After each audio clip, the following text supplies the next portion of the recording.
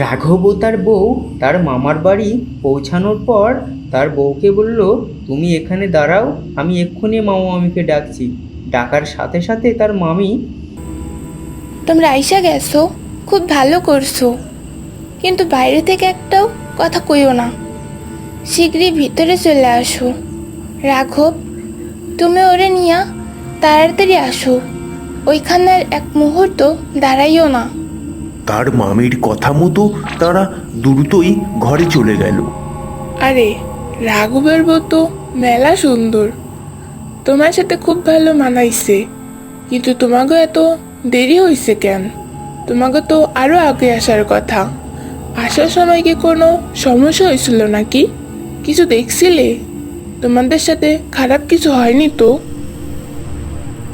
আমাদের আসতে একটু অসুবিধা হয়েছিল, কারণ গাড়িওয়ালা আমাদেরকে রাস্তায় ছেড়ে চলে গিয়েছিল। বন্ধুরা পরের পার্ট দেখার জন্য ভিডিওটিতে লাইক করে সাবস্ক্রাইব করে দাও।